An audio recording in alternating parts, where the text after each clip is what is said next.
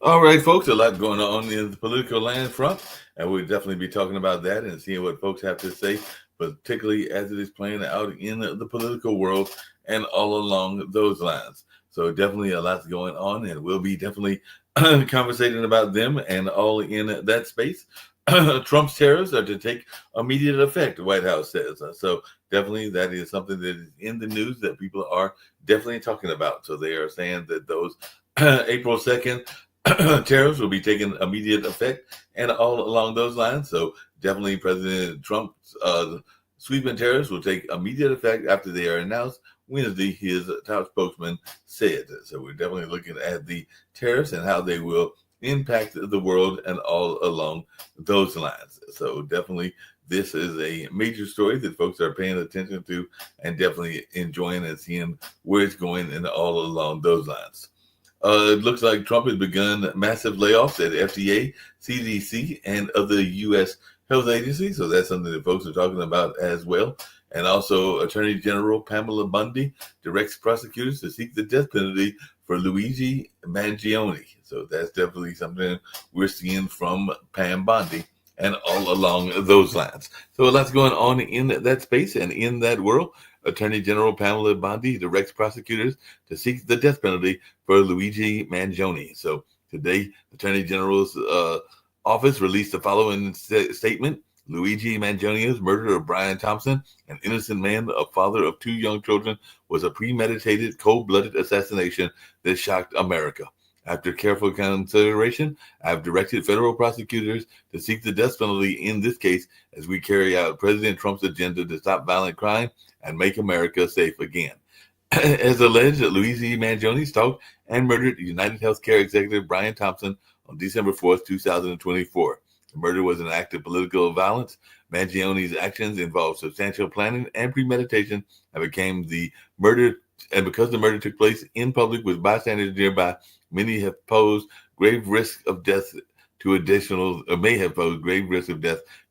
persons. So following federal murder charges handed down on December 19th, 2024, Attorney General Bondi has now directed the acting U.S. Attorney Matthew Podolsky to seek the death penalty in this case. So it looks like this is a case where they will be seeking the death penalty. And the Justice Department has also announced the arrest of an MS-13 leader and all in that space. And the U.S. Marshals have also arrested, I think this was a couple of weeks ago, a fugitive teen Trinidad member for violent crimes. So it definitely looks like those that are in the gang and violent crime world are running into all kinds of justice and all along those lines.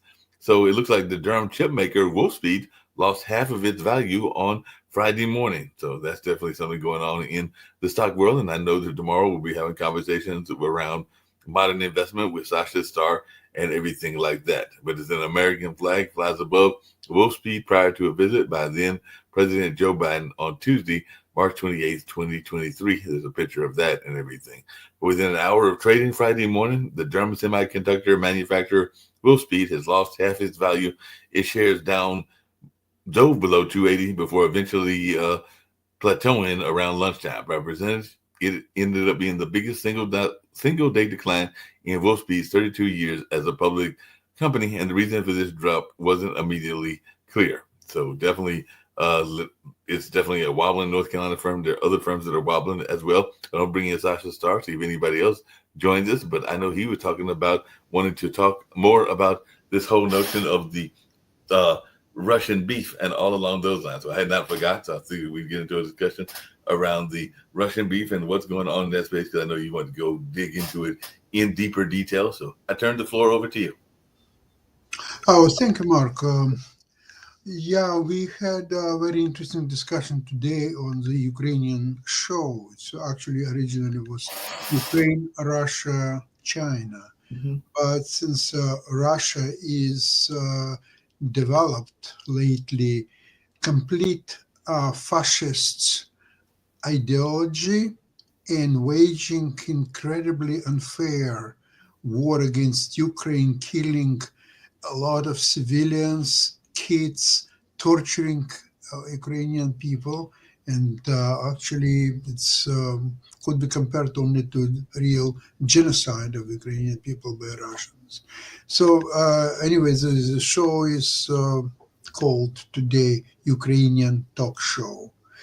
When we are mentioning Russia, especially now that Donald Trump, who is completely redoing all U.S. foreign policy, which was in place for last about 80 years.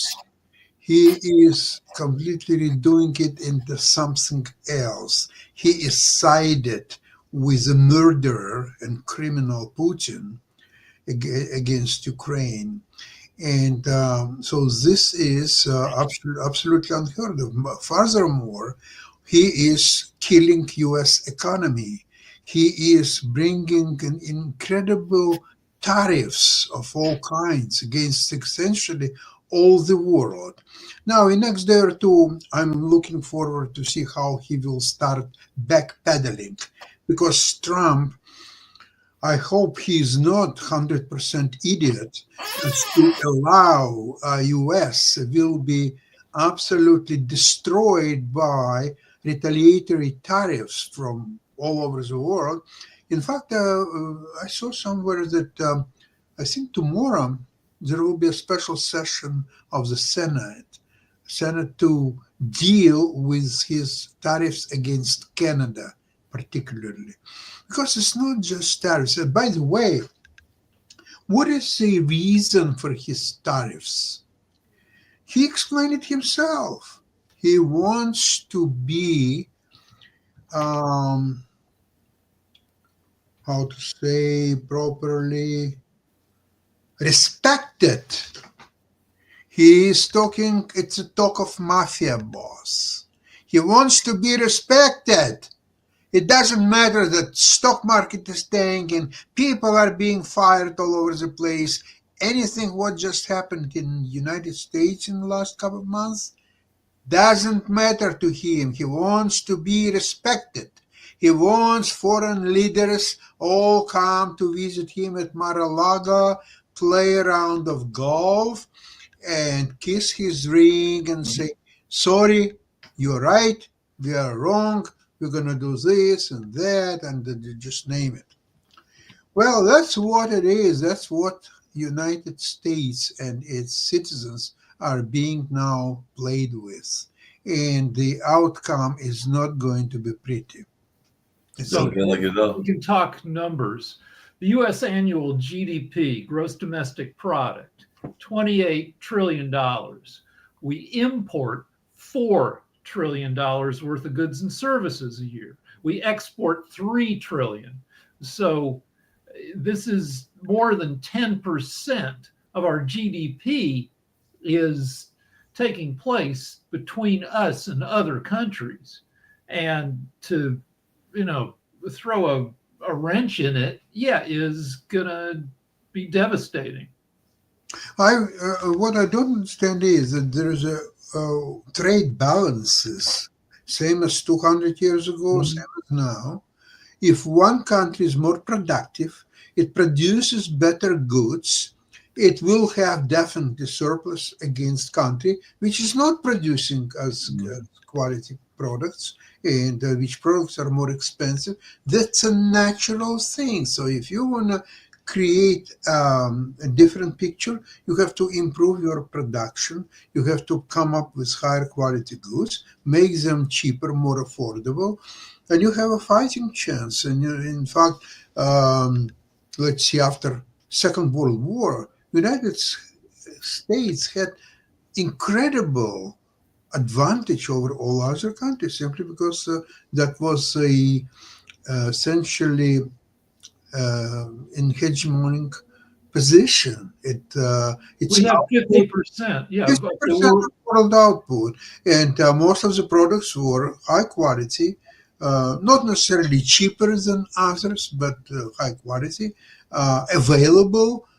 They were produced in large quantities, so they had natural advantage. Of course, the time is changing. The world is changing. There is a competition now in Europe, in China, in Japan, if you wish, and that, of course, it affects the trade balance and many other things. But I don't think that the U.S.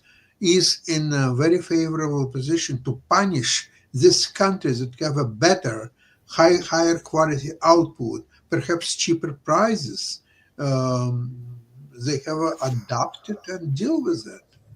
So, I mean, there's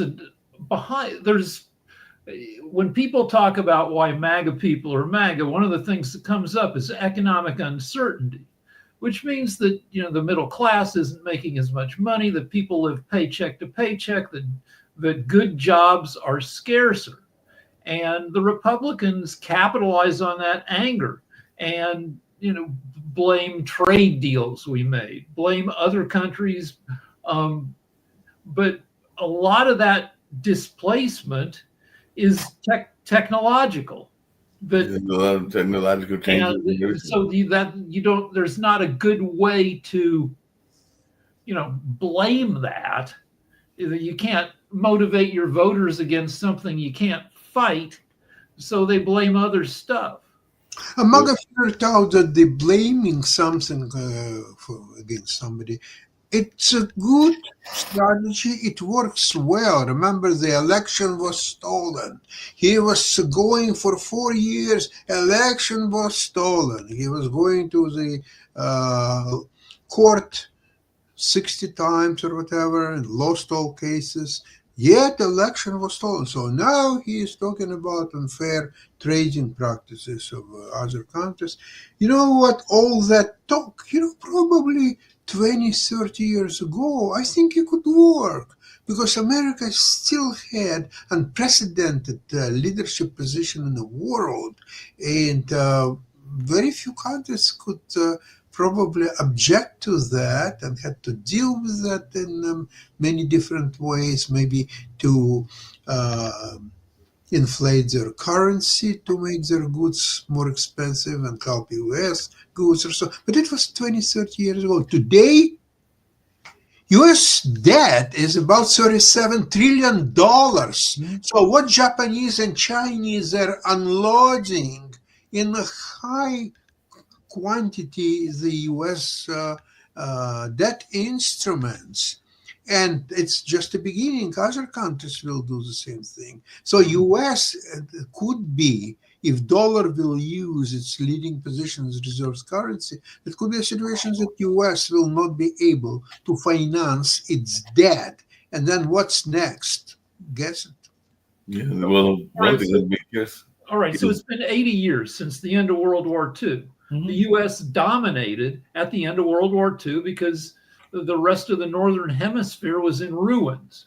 Yeah. And we had, the World War II was great for us. It got us out of the Depression. It was the beginning of the development of high tech. Eisenhower warned against it as the military-industrial complex, mm-hmm. But the military-industrial complex also gave us a lot of good technology, including the internet. And then when I always talk about this, but when we freaked out, when Russia, the Soviet Union, put a satellite in orbit in 1957, we did a big push for science and math education. And that gave us another 10, 20, 30 years of technological advantage, which we should do again, because the only way to have jobs that, that are good jobs that won't go away under tech are jobs that incorporate tech. But the anti-education, the anti-science politicians in America are stripping that away. There was a huge amount of government investment in technology in the 60s, 70s, 80s, and it paid off. And now the world's richest technologist wants to cut the balls off of that. Well, you see, the problem with this tariffs, Mark, just a second. What I'm Mhm. going to mention is that, okay, in Trump's head, how it works. Okay, so there are the tariffs, for example, automobiles. So there are tariffs. So the foreign-made cars will be much more expensive. So therefore, Americans will be able to buy American cars. And those foreign competitors, they will have to bring their production to United States. Now let's look at it. First of all, if foreign cars will be more expensive, I will not be surprised if American manufacturers will raise their prices because there will be no competition.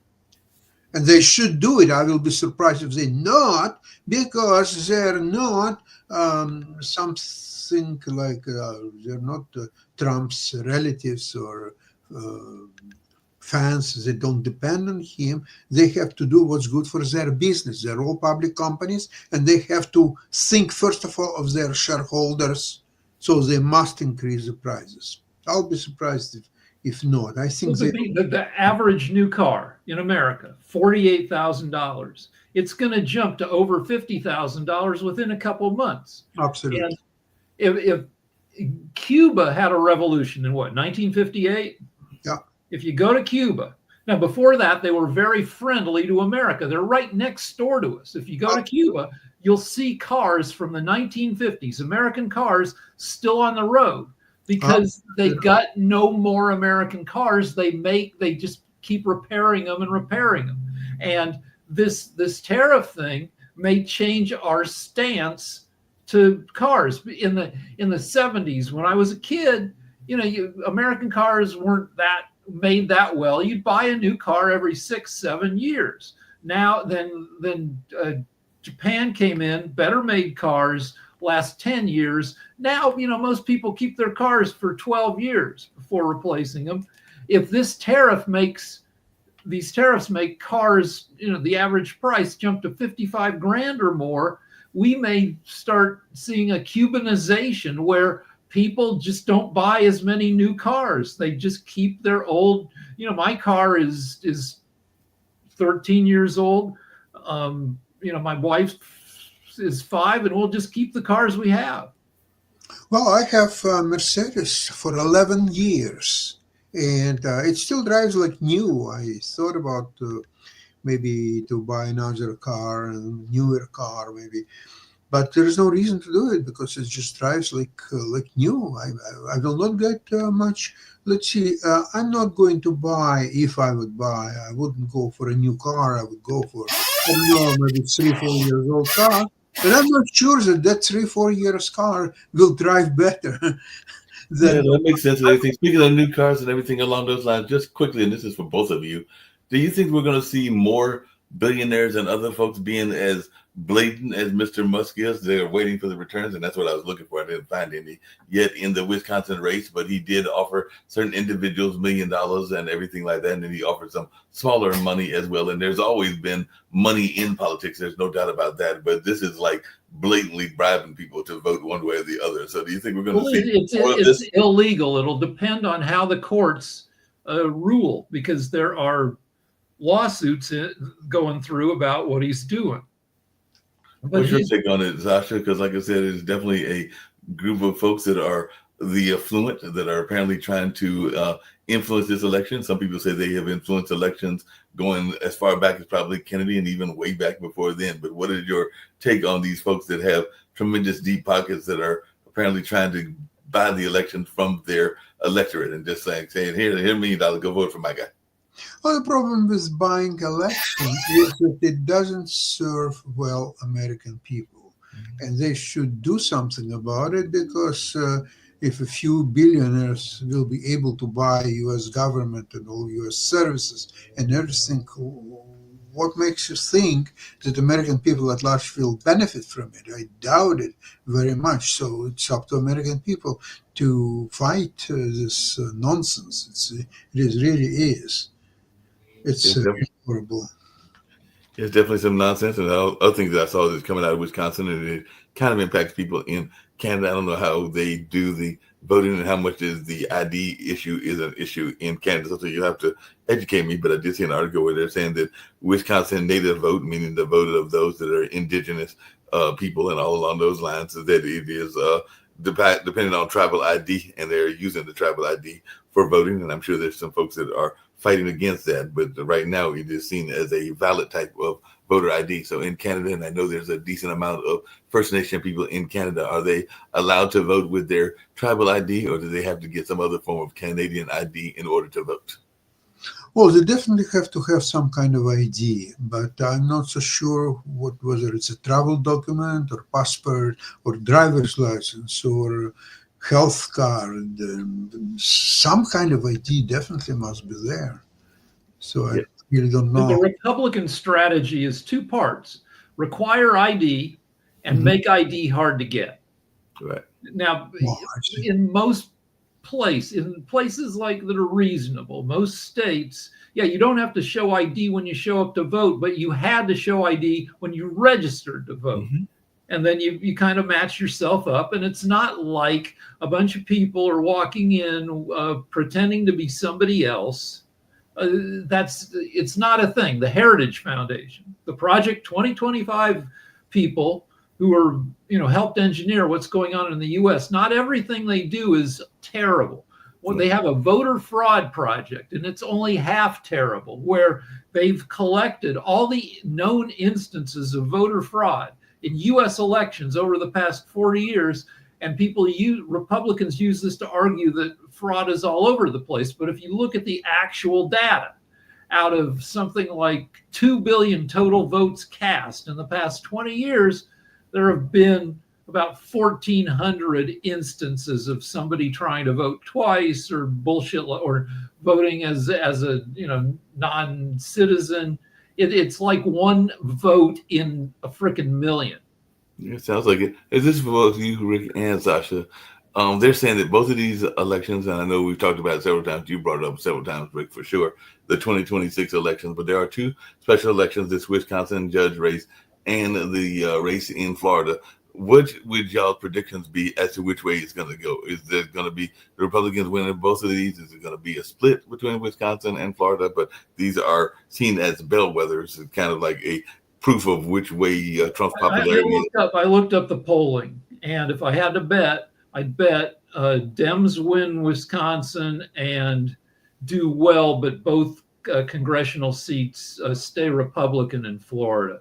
Because Florida, the district, where voted for Trump by 30 points.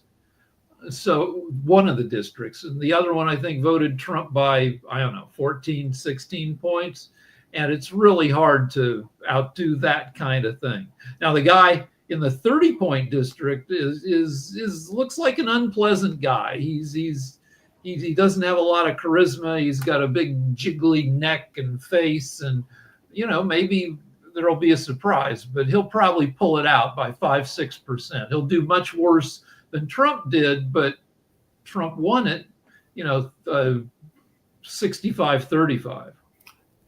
I brought it up earlier, and it's still going on. Apparently, it's in its 21st hour. And I was actually talking to my mom, who was involved in politics at one point in her life. She's now retired and everything. And we were actually having a conversation, Rick, because you were a student and all along those lines of words, about a word that has been used for this notion of what he's doing, which is this 21st hour action that he's taken. And a lot of people in the media are calling it a filibuster. And as my mom put it, a filibuster is actually usually a direct action. You're trying to stop some sort of legislation. So it's not a true filibuster in the sense of what the word means. He's not trying to postpone or defeat a specific bill. Right. There's no bill up there. He's just trying to gum up the works for a day to draw attention to, how effed up our government is right now.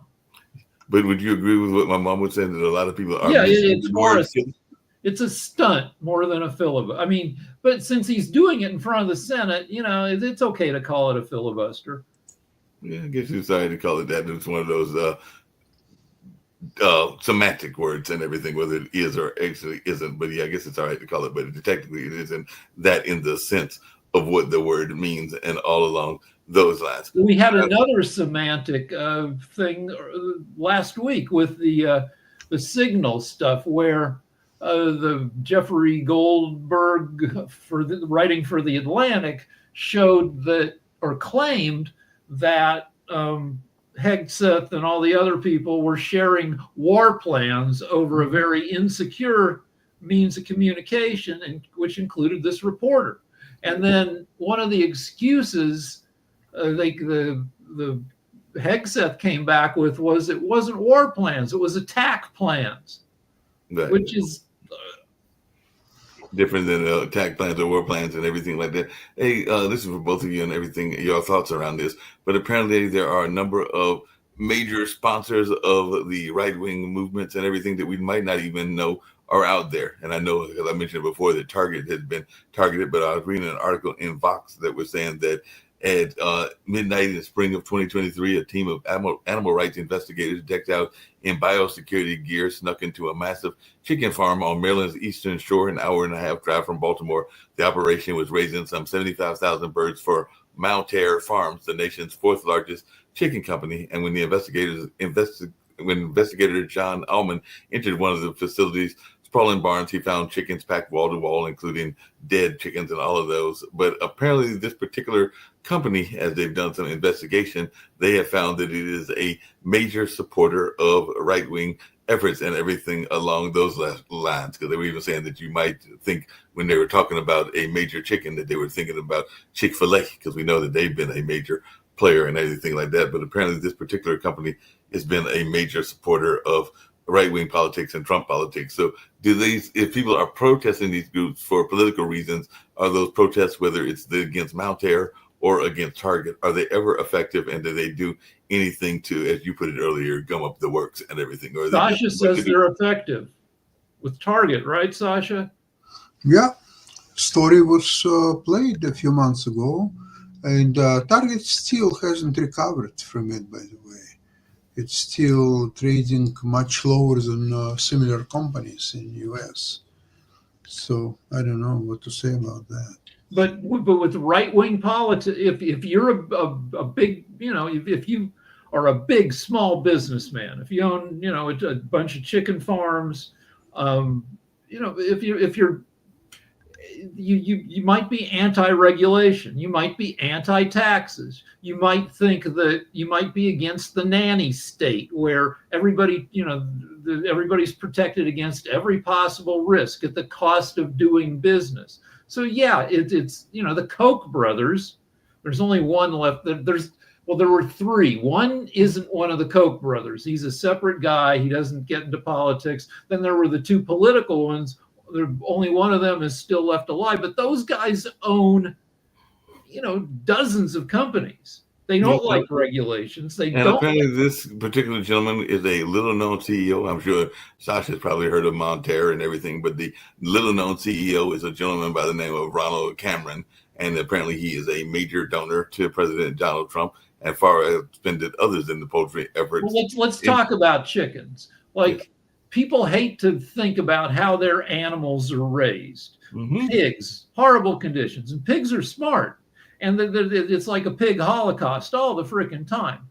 Chickens, not geniuses, but they feel, they have, they know pain and stuff, raised under horrible conditions. You can do it but somebody who's, a chicken farmer might say, all right, so free range. Yeah, the chickens get to walk around more. And often free range is a bullshit term anyway, that it's not really free at all. There's like a window in the freaking barn instead of not.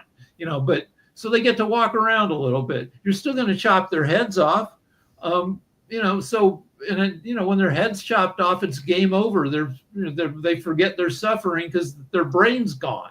And so a chicken farmer, pig farmer, they're going to say, yeah, you guys are just babies. Yeah, that makes sense. And apparently this company is very major in that industry and everything, because they were saying that they have given money that's very much up there. It says all told, the Cameron has given around $75 million to candidates, PACs, and state parties since 2024. Over 90% of it to Republicans. So he's not exactly spreading the wealth to different folks and everything like that. And since 1990, the largest chicken companies have given to their employees anything from tens of thousands to a few $1 million each, with similar spending in direct lobbying. I get the idea. I feel when I eat I eat a fair amount of chicken and some beef, and I'm not a vegetarian or vegan, and I get the feeling that this might be something that the future judges us badly for, the same way we judge slave holders badly when we look back at Washington and Jefferson and everybody. If you had money, if you were a farmer in colonial times, you probably had slaves.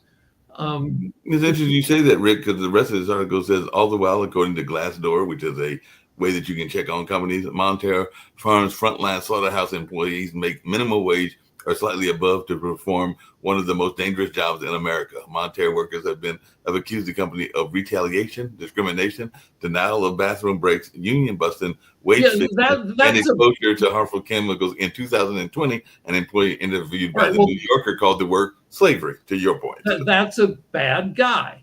The bad guys move into industries that are maybe hard on other people's consciences. When you look at the families of gun manufacturers, there are a ton of scumbags, rich ass scum, just like terrible people, or like the opioid, the Sackler family, corrupted by the billions they made by lying to America that opioids, their brand of opioid, isn't addictive.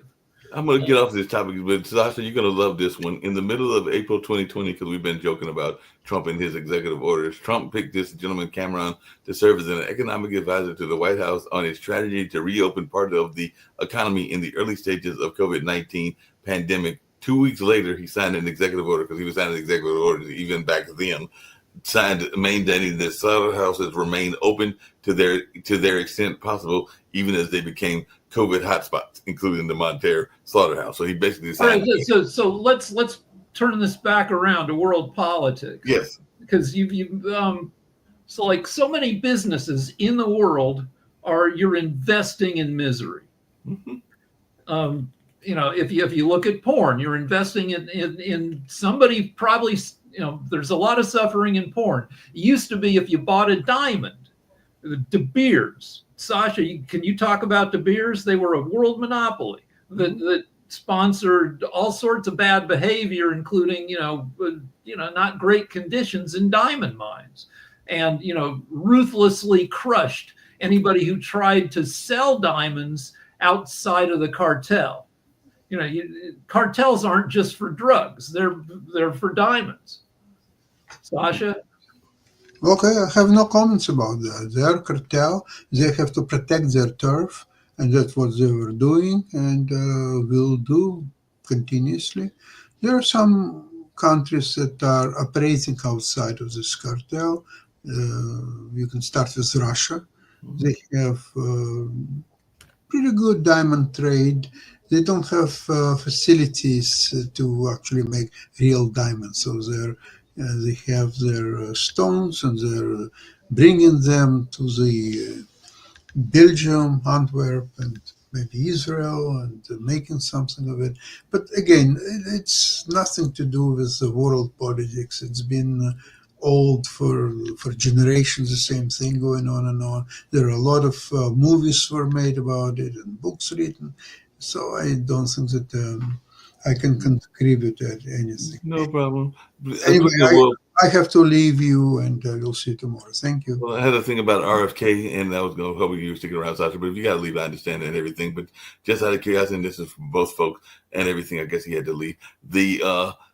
We've talked about it before. There's this whole notion of whole foods and whole milk, and apparently there's a Senate hearing going on right now that's going to allow schools to serve whole milk. So more than a dozen years after higher fat milk was stripped from school meals to slow obesity, which has been one of the things that RFK has been about and everything in American kids, and boost their health, momentum is going to put it back. So federal lawmakers have revived bills that would allow whole and 2% milk to be served again in schools, in addition to the skim and low-fat milk mandated since 2012. A U.S. Senate committee hosted a hearing Tuesday, which is today, on a bill that has bipartisan support. So Senator John Fetterman, who we all know and everything, says kids need wholesome, nourishing foods to grow strong and stay healthy, and whole milk is packed with the nutrients they need. And of course, Health Secretary Robert F. Kennedy Jr. has called the federal dietary guidelines requiring low-fat milk antiquated, and last month encouraged full-fat whole milk to be used in Head Start programs to the nation's youngest children. So what are our thoughts about this notion? Well, I don't know what the science is. I know the opinion about eggs changed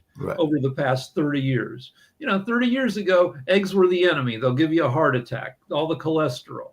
Then people did more research and found out, that you can have a few eggs, you're fine. Maybe more than a few eggs. Now with milk, you got the 0%, you got the 2%, and then you got the whole milk, which is 4% milk fat. A ton of calories in whole milk comes from fat.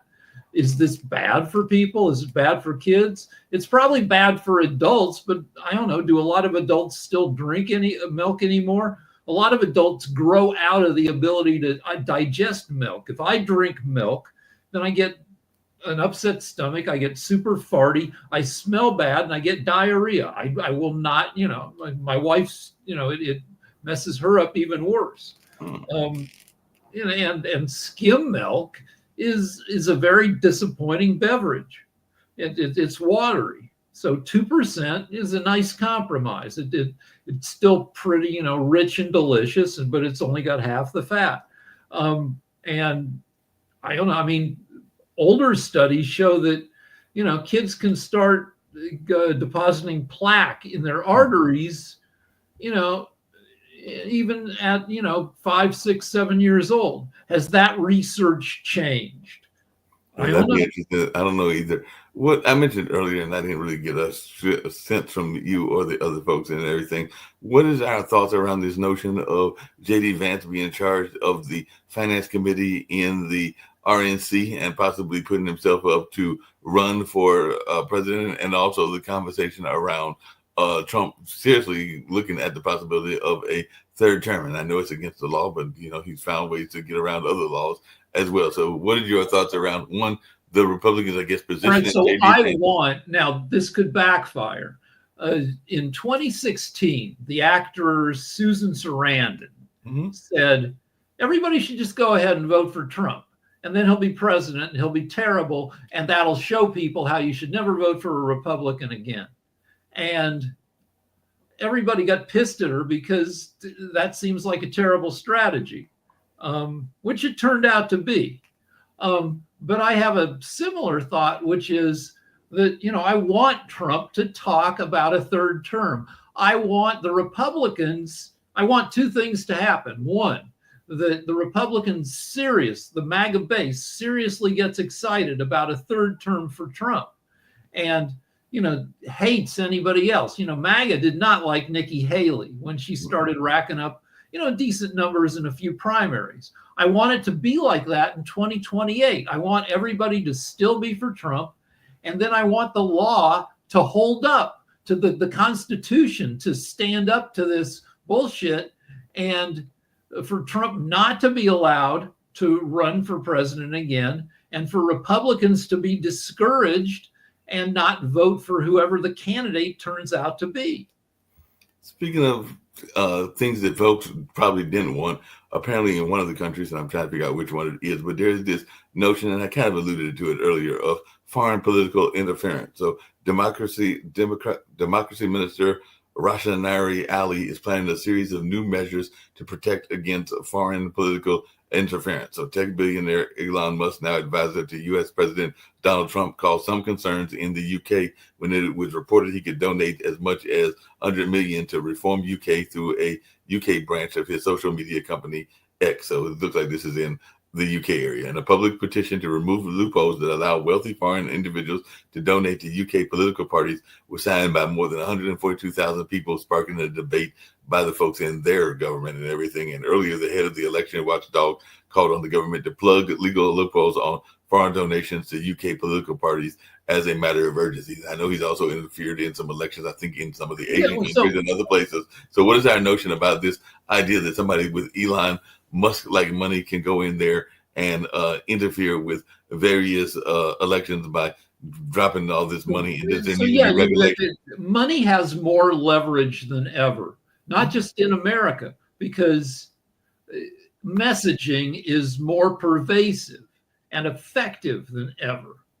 You know, in the 1930s, if there were an Elon Musk, and there was Henry Ford, but I don't think he donated millions and millions, but very conservative, had some very not great beliefs, got a little involved in politics. But if he wanted to influence elections, he only had newspapers and radios. Mm-hmm.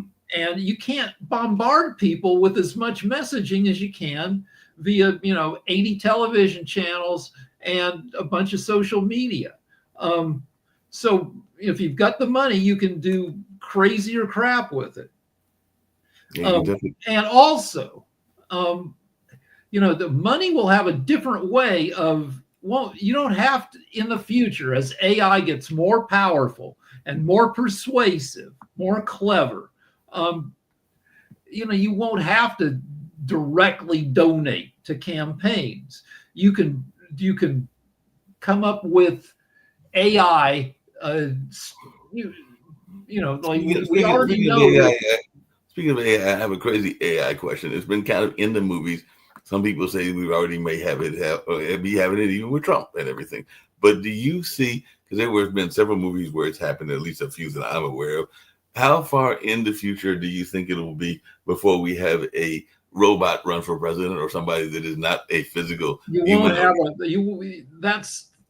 I'm not sure you'll ever have a robot, but what you would have, like, let's say instead of, it was that Biden was running in not the 2024 election, but say this, that this was all happening in 2044. Now, Biden moved badly, right? He kind of dragged his feet. He might have had peripheral neuropathy. We don't know, maybe he was just old and arthritic. He talked hesitatingly. Right. So, but what if his people were like, we got to fix Joe, and there was the technology of the 2040s where you can drill a hole in his head, you can drop in some chips and some mesh, and you can add like little pacemakers that because Michael J. Fox has a pacemaker in his head that helps him move better with Parkinson's. Right. Because one problem with Parkinson's is you can't start to move. Once you are moving, you can move, but the starting, you freeze. So he's got a pacemaker in there that, I don't know, gives him a little blip that gets him, So what if they blipped up frickin' Joe Biden with a bunch of tech in his head? Now, people could argue, well, how do we know that tech isn't taking over the world? How do we know that those chips aren't controlled by an Elon Musk or Putin? Do we really want a president who's half robot? And that's going to be the issue sooner than a full-on robot running. It'll be, how do we know what we're putting in our heads? And do we allow people in pro sports or just sports in general? That too, like, are we going to, say I'm a kicker and I can get circuitry implanted in my thigh, my knee, my head, so that I can move my leg 10% faster to kick the ball 5 yards farther.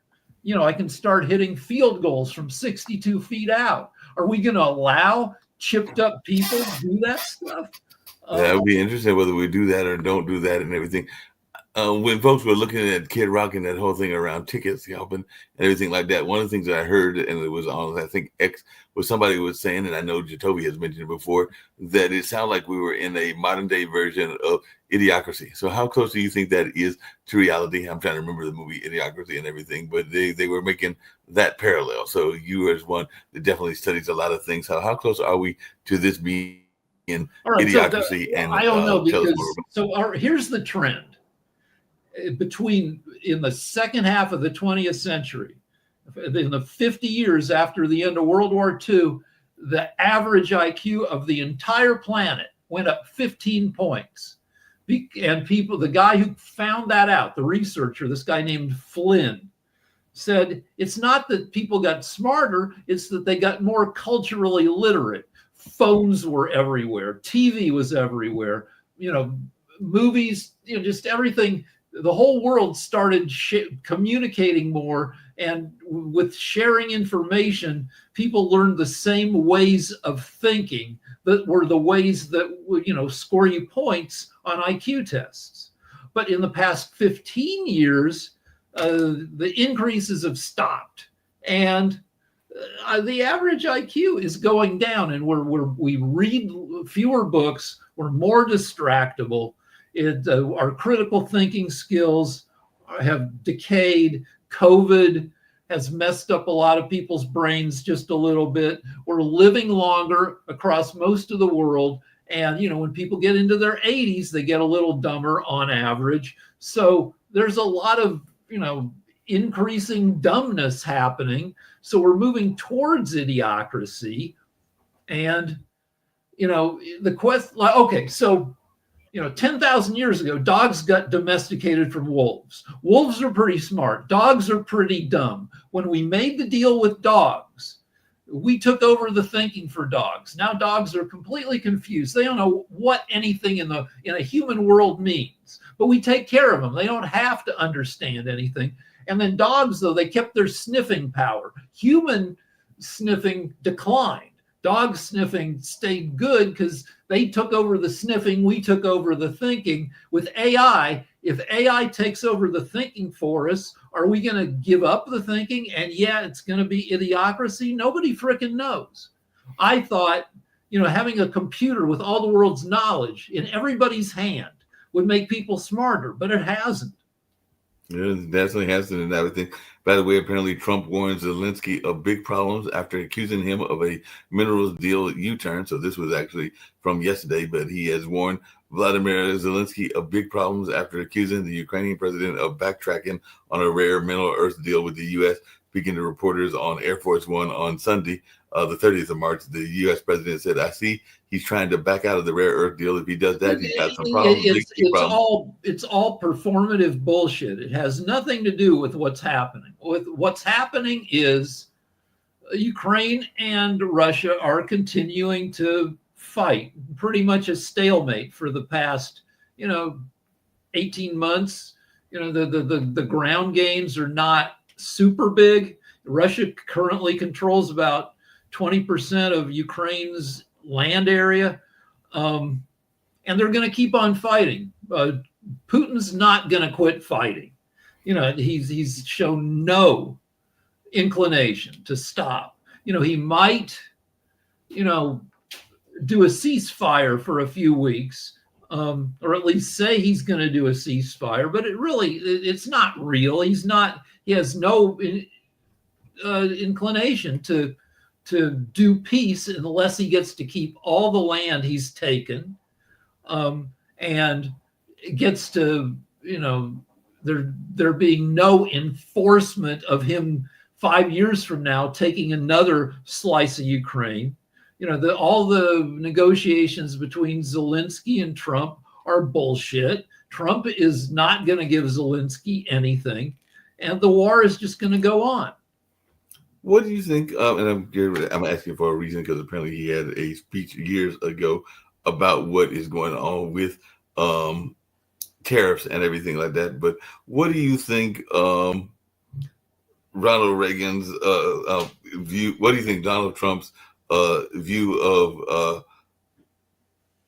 Ronald Reagan was? Because apparently Ronald Reagan warned against demagogues sometime back. Trump liked to cozy. Trump is a star fucker. He likes to cozy up to famous and powerful people. And yeah, I'm sure he came up to Reagan and was all Trumpy with him. And Reagan was probably like, "Get this guy the hell away from me."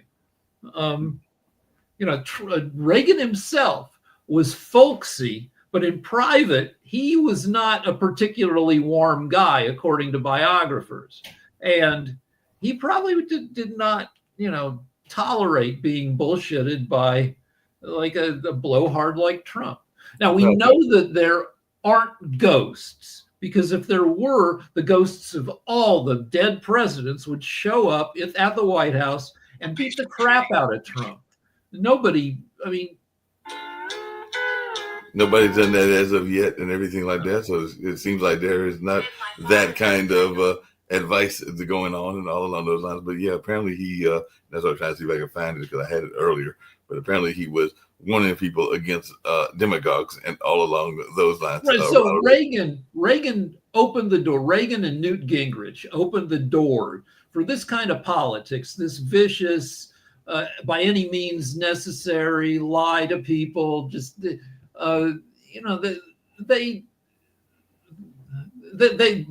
but Reagan, now Gingrich is still around and he's still pulling that bullshit. I'm sure he largely approves of everything that's being done now. But Reagan, I think, would be like, this is not what I intended. Yeah, I want smaller government, but I don't want government that is allied with our biggest enemy, Russia. That I fought Russia my entire time as president. And my work led to the fall of the Soviet Union a couple of years after I left the presidency. And now you're giving it all back. You're letting it, the Soviet Union type, dictator, thrive.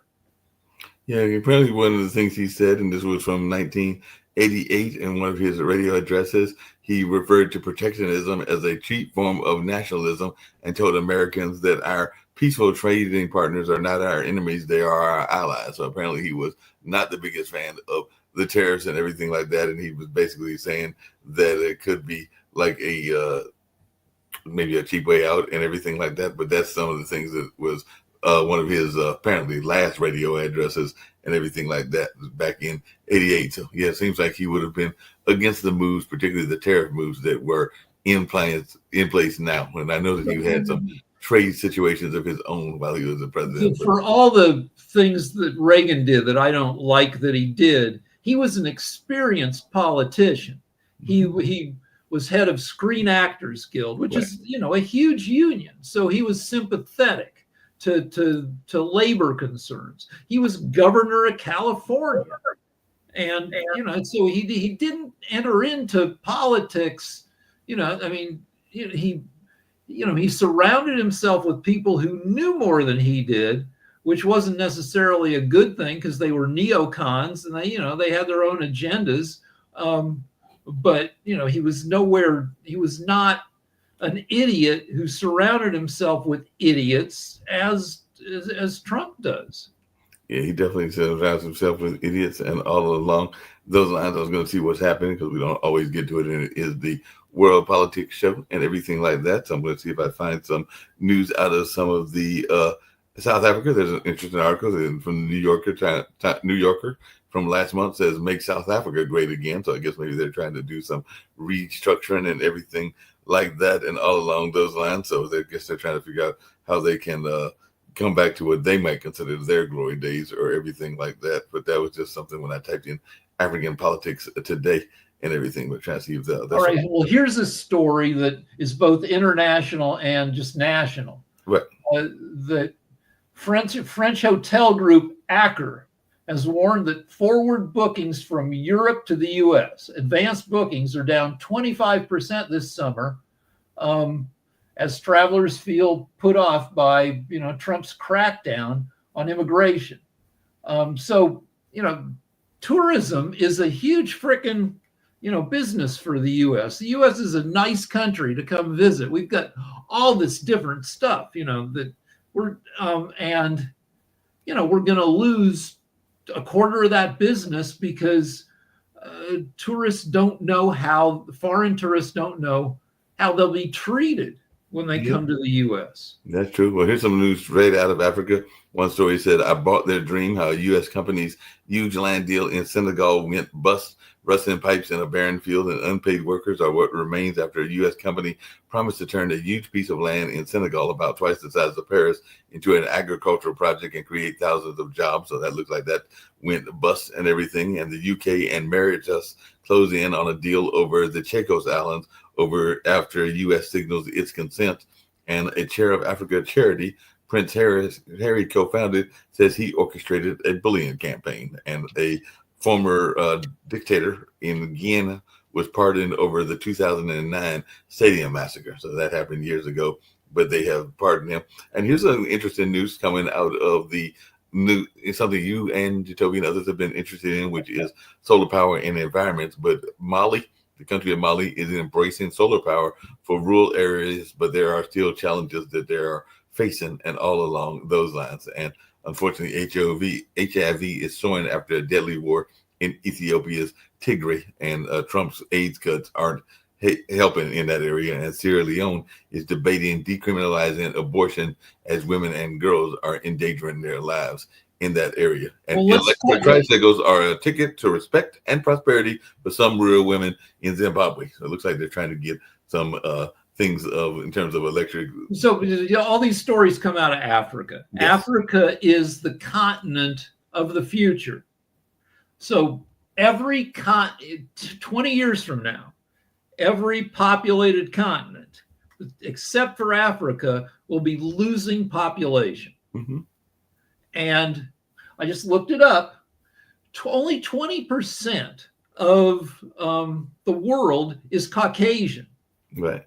But for the past century, maybe longer than that, the face of expertise has been a white guy in a suit. When you think about business, the picture you often get in your head is white guy is walking through an airport.